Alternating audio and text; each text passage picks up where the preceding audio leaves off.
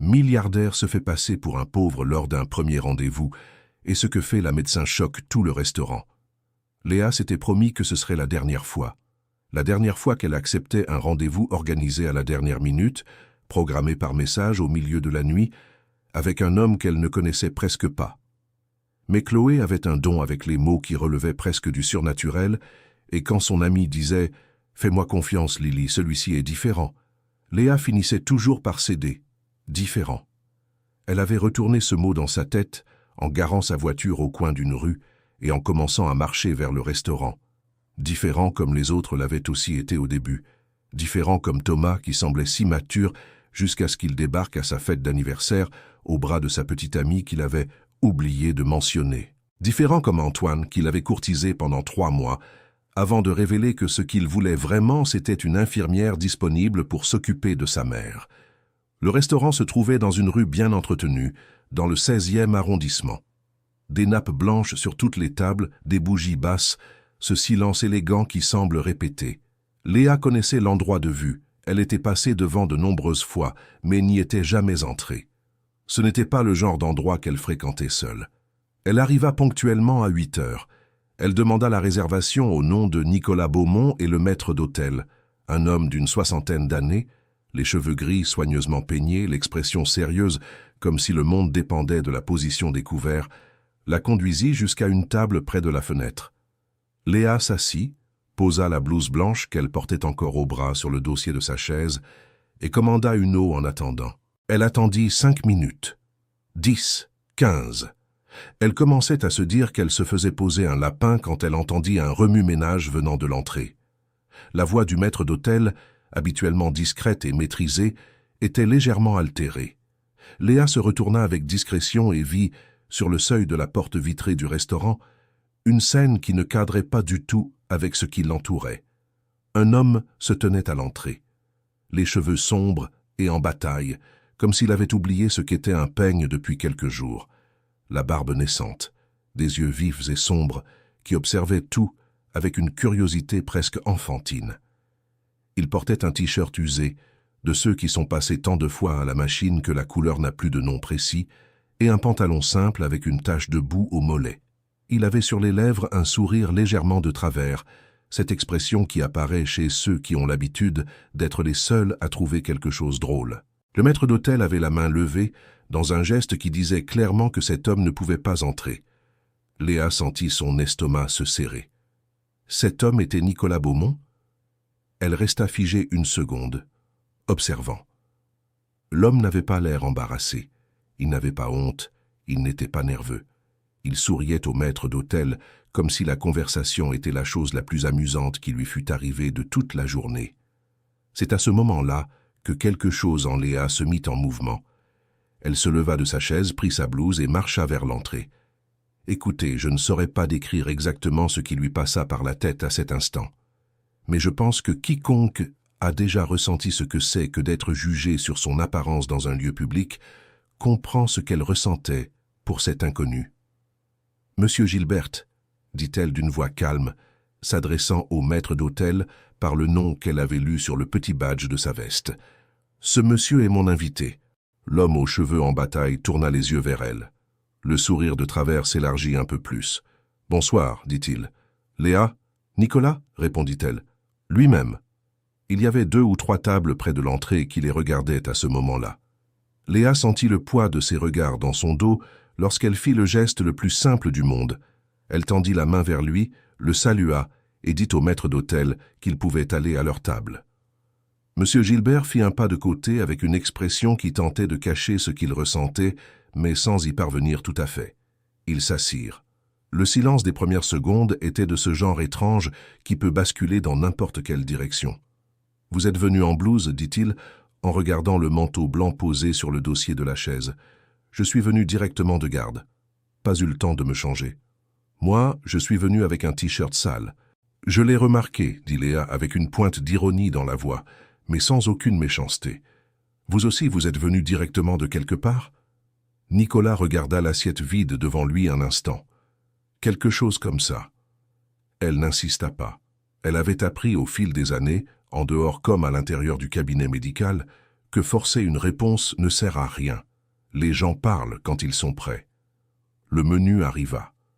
Léa regarda les prix et ressentit cette sensation familière qu'on a quand on entre dans un endroit cher, sans l'avoir vraiment prévu. Elle n'était pas à court d'argent, loin de là.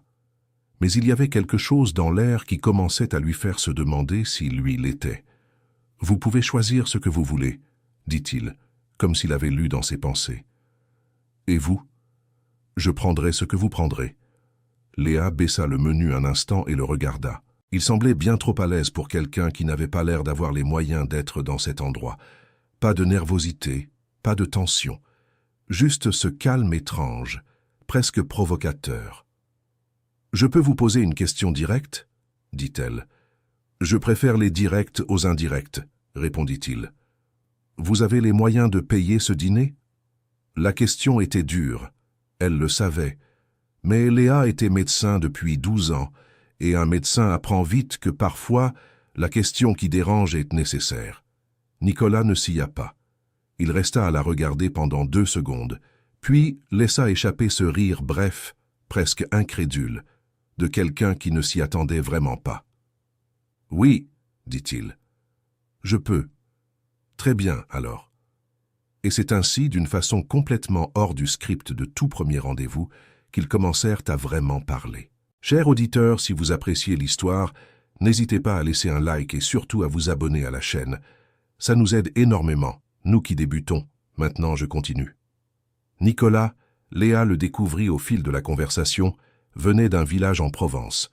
Fils d'agriculteur, il avait grandi entre les cultures et la poussière des chemins. Il avait étudié avec une bourse, travaillé dès son plus jeune âge, bâti quelque chose par ses propres moyens. Il restait vague sur ce que c'était, et elle n'insista pas trop sur ce point. Ce qu'elle remarqua, c'est qu'il parlait de son passé avec une clarté qui ne contenait ni amertume, mais qui avait du poids. Ce genre de poids qu'une personne porte, non pas parce qu'elle n'a pas réussi à s'en libérer, mais parce qu'elle a choisi de ne pas s'en libérer, parce que cela fait partie de ce qu'elle est. « Et vous ?» demanda-t-il à un moment. « La médecine depuis toujours ?»« Depuis toujours. Ma grand-mère était sage-femme. Je crois que cette histoire de prendre soin des gens remonte à loin. Sage-femme, répéta-t-il avec un respect sincère dans la voix, une femme courageuse. La plus courageuse que j'ai jamais connue. Léa fit une pause.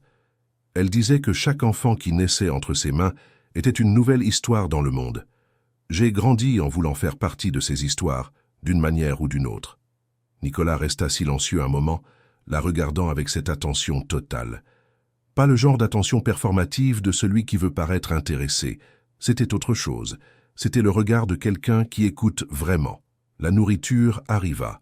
Un plat élaboré, avec des sauces et des herbes qui avaient un nom français sur le menu. La viande au centre entourée de feuilles vertes et d'une couleur qui n'apparaît que quand la cuisine est vraiment bonne. Sur la table, il y avait un verre de vin rouge déjà servi, de ce bordeaux si sombre qu'il semble presque noir quand la lumière est basse. C'est à ce moment-là que Léa regarda Nicolas de plus près et que son instinct parla plus fort que tout.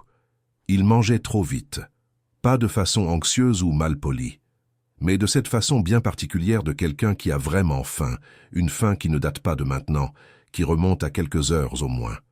Elle connaissait ce schéma. Elle le voyait au service des urgences, elle le voyait chez les proches de patients qui passaient la journée entière sans manger en attendant des nouvelles. Quelque chose ne collait pas. Il avait dit qu'il avait les moyens de payer le dîner. Elle l'avait cru. Mais la façon dont il mangeait disait autre chose. Léa posa sa fourchette 1 seconde. Elle attrapa la blouse posée sur le dossier de la chaise voisine. Le stéthoscope était dans la poche, là où il était toujours, parce que 12 ans de garde apprennent qu'on ne se sépare pas de sa blouse. Elle posa le stéthoscope sur la table, lentement, pas de manière agressive, pas de manière clinique et froide. Elle le posa simplement là, entre eux deux.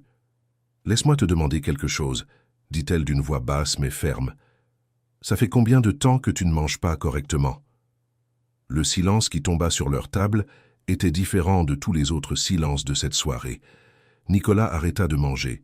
Il regarda le stéthoscope. Puis il la regarda.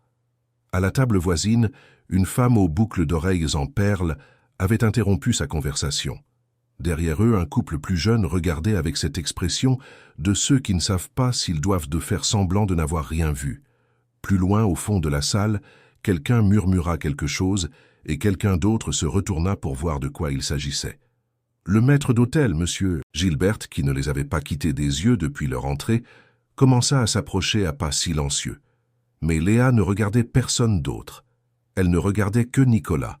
« Tu n'es pas obligé de me répondre si tu ne veux pas, » dit-elle. « Mais je suis médecin et je te le demande avec attention, sans jugement. Est-ce que ça va ? Il y a des choses qu'on entend et qui nous semblent familières, comme si on les connaissait de quelque part, même si on ne les a jamais vécues. Ce moment a été comme ça pour moi. » Quelque chose changea dans l'expression de Nicolas. Ce sourire de travers qu'il arborait depuis son arrivée disparut. Ce qui prit sa place fut quelque chose que Léa ne s'attendait pas à voir si vite, une honnêteté crue sans aucune défense. « Je ne mange pas mal, » dit-il à voix basse, « mais cette semaine a été compliquée. » « Compliquée comment ? J'ai passé quelques jours sur un chantier qu'on menait au domaine Beaumont. Ce n'est pas une excuse, mais je n'ai pas pris le temps de m'arrêter pour manger correctement. Aujourd'hui, c'est le premier jour où j'ai pu souffler. » Léa resta à le regarder. « Un chantier au domaine Beaumont, » répéta-t-elle lentement. « Oui, et tu es allé faire ces travaux toi-même. » Il rit de nouveau, de ce rire de travers, celui du début. « J'aime travailler de mes mains. J'ai toujours aimé ça. Ne me demande pas d'expliquer. » Léa resta immobile un moment, puis elle reprit le stéthoscope, le remit dans sa blouse et saisit à nouveau sa fourchette. « Très bien, » dit-elle. « Mais après le dîner, tu me raconteras ce que tu as mangé ces 2 derniers jours, par obligation professionnelle. » Il rit. Cette fois, ce fut un rire franc, authentique, qui fit détourner le regard à la femme aux boucles d'oreilles en perles, avec un sourire involontaire qu'elle-même n'avait pas prévu. Monsieur Gilbert, qui s'était approché de la table d'un air prudent, s'arrêta, évalua la situation et choisit de se retirer sans rien dire. Le dîner se poursuivit. Et ce fut pendant ce dîner que Léa commença à remarquer les petites choses. La façon dont Nicolas connaissait exactement les noms des vins sur la carte, sans avoir besoin d'y regarder à 2 fois. La manière dont il fit signe au sommelier, avec une familiarité qui ne correspondait pas à quelqu'un arrivé en tenue de chantier. La façon dont il tenait ses couverts, pas de manière affectée mais avec un naturel qui venait de l'habitude, pas d'un apprentissage récent. Elle ne dit rien, mais elle enregistrait tout. « Chloé t'a beaucoup parlé de moi ?» demanda-t-il à un certain moment. « Elle m'a dit que tu étais différent, ce qui est manifestement vrai, » dit-elle en désignant discrètement le t-shirt usé. « Elle t'a dit ce que je fais ? Elle a dit que tu as une entreprise. » Il n'est pas entré dans les détails. Nicolas a acquiescé lentement. « Et tu n'as pas demandé ? » ?»« Non, ce n'est pas la première chose que je veux savoir sur une personne. » Il l'a regardé un long moment avant de parler. « C'est quoi la première chose ?» Léa a réfléchi une seconde. Si la personne est honnête, on le voit vite avant même de poser la moindre question. Et moi ? Elle a haussé un sourcil. J'évalue encore. Il y avait quelque chose dans l'air entre eux maintenant, qui n'y était pas au début. Une tension différente, pas inconfortable. Cette tension qui apparaît quand 2 personnes se rendent compte que la conversation va plus loin que ce que l'une ou l'autre avait prévu. C'est à ce moment-là que le portable de Nicolas a vibré sur la table. Il a regardé l'écran une demi-seconde et son expression a changé, juste un instant, mais Léa l'a vu. « Tu dois répondre ?» a-t-elle demandé. « J'ai déjà répondu » a-t-il dit en retournant le portable. Mais elle avait aussi vu l'écran une seconde. C'était un message de quelqu'un nommé Dr Lefebvre, et il y avait un montant au début du message, assez élevé pour la faire cligner des yeux sans le vouloir. Elle n'a fait aucun commentaire. La conversation a continué, mais Léa était désormais partagée entre ce qu'elle ressentait et ce qu'elle percevait, parce qu'il y avait quelque chose qui ne collait pas, et elle avait appris au fil de la vie que quand quelque chose ne colle pas, c'est qu'il manque une pièce. Quand ils ont eu fini de dîner et que le serveur a apporté l'addition sans que personne ne la demande, Nicolas l'a prise naturellement et l'a signée sans regarder le montant. Il n'a pas sorti de carte de son portefeuille. Il n'a pas regardé un seul billet, il a signé, comme quelqu'un qui a un compte sur place. Léa observait tout. « Tu as un compte ici » a-t-elle dit. Ce n'était pas une question. Nicolas a reposé le stylo sur le petit plateau de l'addition et l'a regardé droit dans les yeux. « Oui » a-t-il dit. « Ce n'est pas une question. » Nicolas a reposé le stylo sur le petit plateau de l'addition et l'a regardé droit dans les yeux. « Oui » a-t-il dit. « Ce n'est pas une question. » Nicolas a reposé le stylo sur le petit plateau de l'addition et l'a regardé droit dans les yeux. « Oui » Depuis quand? Une pause. Depuis que j'ai aidé à ouvrir l'endroit. Ça fait environ 4 ans. Le silence qui a suivi a été différent de tous les autres. C'était le silence de quand une pièce finit par s'emboîter à sa place. Léa l'a regardé. Son t-shirt usé, ses bras marqués par un soleil intense, ses mains calleuses qui ne venaient pas d'une semaine de travaux, mais de toute une vie. Ses yeux qui gardèrent ce calme de celui qui n'a rien à prouver à personne. Cher auditeur, si vous aimez l'histoire, n'hésitez pas à laisser un like et surtout à vous abonner à la chaîne. Ça aide beaucoup ceux qui débutent. Maintenant, on continue. Nicolas, a-t-elle dit avec précaution. C'est quoi exactement ton business? Il a incliné légèrement la tête. Tu veux la version courte ou la version longue? La version honnête. Une pause qui a duré le temps nécessaire. Il a croisé les bras sur la table et l'a regardé d'une façon directe, sans détourner les yeux. J'ai le groupe Beaumont. Construction, quelques établissements, des investissements dans l'agroalimentaire. J'ai commencé avec Bâtiments de France, une petite entreprise en Provence il y a une 20aine d'années, et ça a grandi plus que ce que j'espérais. Léa est restée figée. Et tu es arrivé ici avec un t-shirt sale parce que je voulais voir qui tu étais vraiment. Il a dit ça avec une simplicité sans aucune affectation. Ce n'est pas la première fois que je sors comme ça pour un rendez-vous. Les gens agissent d'une certaine façon quand ils pensent que tu as de l'argent. Ils agissent autrement quand ils pensent que tu n'en as pas. Et j'ai appris que c'est la deuxième version qui est la vraie. Elle aurait dû se fâcher. Elle le savait. N'importe qui l'aurait probablement été. C'était une sorte de test. Et personne n'aime être testé sans savoir qu'il est évalué. Mais Léa était médecin. Et un médecin côtoie tellement de choses présentées différemment de ce qu'elles sont en réalité qu'il devient difficile de s'indigner du concept. « Alors j'ai réussi le test ?» a-t-elle demandé, avec un demi-sourire qu'elle n'avait pas elle-même prévu. « Avec mention », a-t-il dit. « Tu as été la première personne depuis des années à me demander si j'allais bien. Pas ce que je faisais, pas si les affaires allaient bien. Si j'allais bien. » Il s'est passé quelque chose d'étrange avec Léa à ce moment-là. Cette sensation qu'on ressent quand on comprend qu'une situation est bien plus importante qu'elle n'en avait l'air au début. Et c'est là que le déclic se produisit. Quand elle s'était levée et avait posé le stéthoscope sur la table, les gens autour d'elle avaient arrêté de parler. Ils avaient regardé.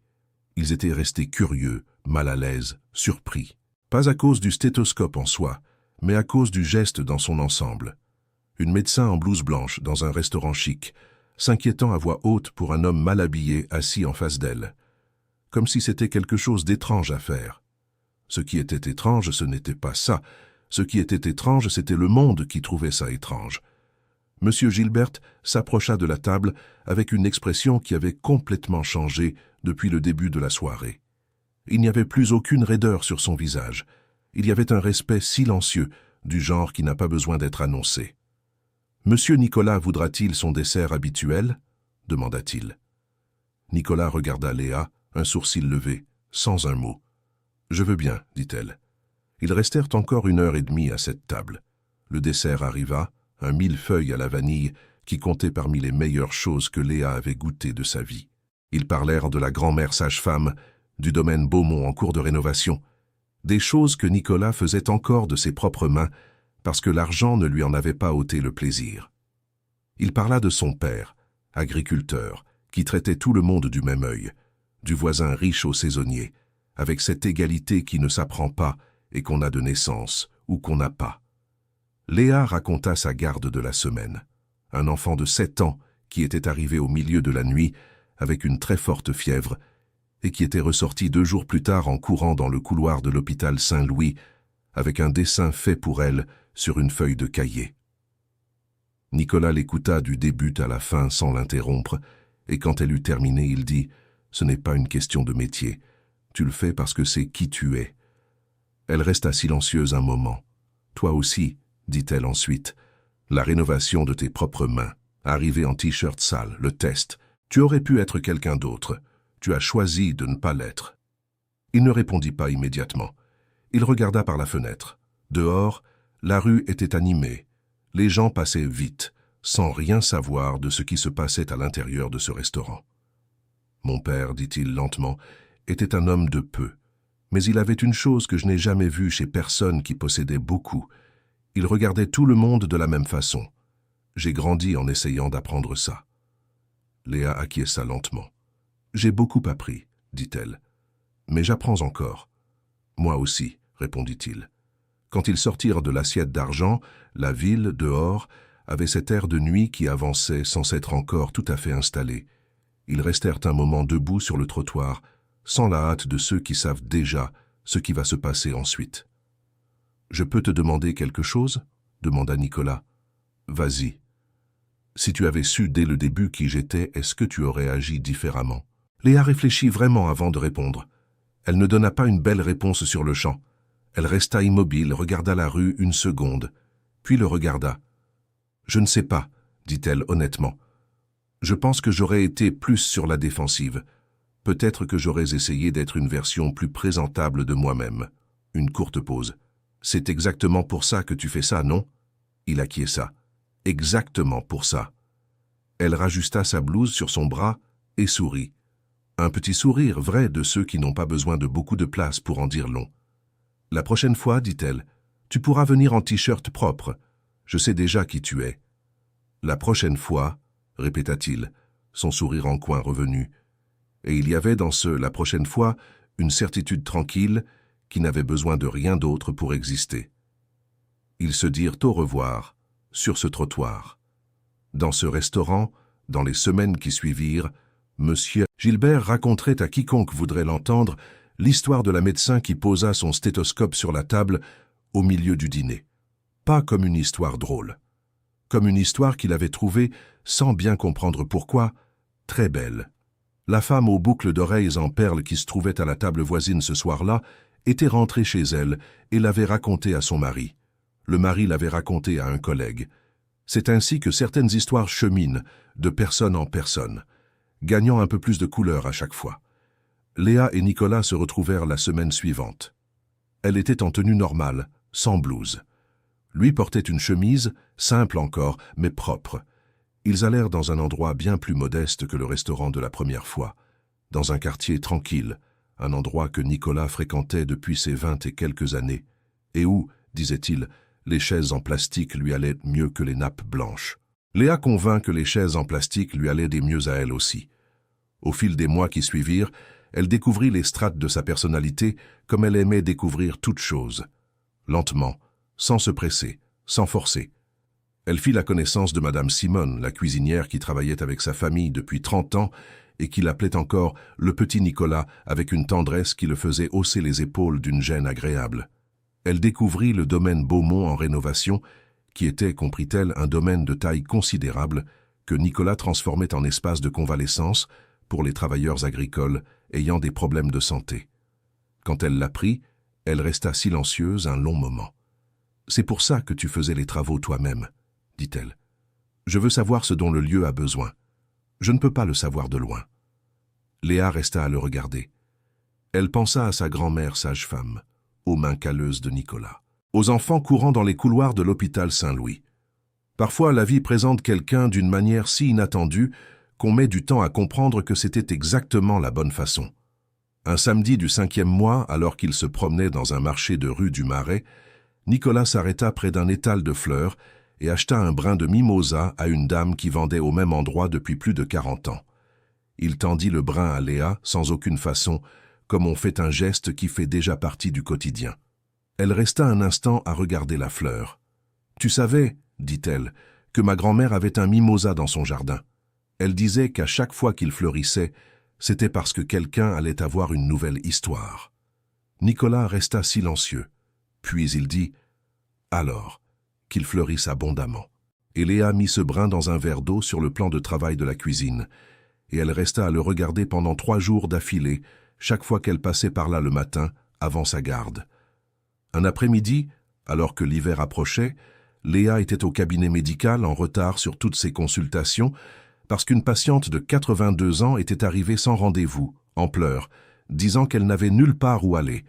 Ce n'était pas une urgence médicale. C'était une urgence humaine, de celle qu'aucun protocole ne sait vraiment comment traiter. Léa resta avec elle 40 minutes. Elle écouta tout. Elle l'aida à appeler sa famille. Elle resta là jusqu'à l'arrivée de sa fille. Quand elle sortit du cabinet médical ce soir-là, avec plus d'1 heure de retard, Nicolas se tenait dehors, 2 gobelets de café à la main. « Comment l'as-tu su » demanda-t-elle. « Ta secrétaire m'a prévenu que tu étais en retard. J'ai pensé que tu aurais plus besoin de café que d'excuses. » Léa prit le gobelet. Elle but une gorgée. Elle resta un instant à le regarder. « Tu sais, » dit-elle, « quand je t'ai vu sur le pas de la porte de ce restaurant, en t-shirt sale, souriant à M. Gilbert comme si tu appréciais vraiment la situation, j'ai pensé que ça allait être une soirée horrible. »« Et ça l'a été » demanda-t-il, avec ce sourire de travers. « Ça a été la meilleure soirée que j'ai passée depuis des années, » dit-elle, ce qui est très frustrant. Il rit de cette façon qui était la sienne, et elle rit avec lui. Certaines choses n'ont pas besoin d'explication. Certaines choses se sont simplement construites en profondeur, comme des racines, sans qu'on s'en rende compte, jusqu'au jour où l'on regarde de côté et l'on voit que cette personne est devenue une partie de ce que l'on est. Léa aurait pu sortir du restaurant ce soir-là. Elle aurait pu supposer qu'il y avait eu une erreur, demander l'addition et partir. Une partie d'elle avait envie de le faire, la partie qui avait déjà pris des coups plusieurs fois et qui n'avait pas envie d'en reprendre. Mais elle est restée. Elle lui a demandé s'il allait bien. Elle a posé le stéthoscope sur la table et a été honnête avec ce qu'elle ressentait. Et dans ce geste simple, qui avait figé toute la salle dans ce restaurant élégant, elle a montré qui elle était vraiment, sans avoir besoin de dire un mot. Parfois, le plus grand acte de courage n'est pas d'affronter ce qui fait peur. C'est de choisir de voir ce qui est devant soi, avec des yeux clairs, sans le poids de ce que l'on croit déjà savoir. Fin de l'histoire. Voilà, c'était l'histoire de Léa et Nicolas, une médecin qui n'a pas renoncé à son humanité, même dans un restaurant plein de regards qui jugeaient chacun de ses gestes, et un homme qui a appris très tôt que ce que l'on est vaut bien plus que ce que l'on paraît. Qu'avez-vous pensé de son geste? Auriez-vous fait la même chose, ou seriez-vous resté silencieuse? Dites-le moi dans les commentaires. Où que vous soyez en train de regarder, je lis tout avec beaucoup de tendresse. Si cette histoire a touché quelque chose en vous, partagez-la avec quelqu'un qui a besoin de l'entendre aujourd'hui. N'oubliez pas le like et surtout, abonnez-vous à la chaîne pour ne pas manquer les prochaines histoires.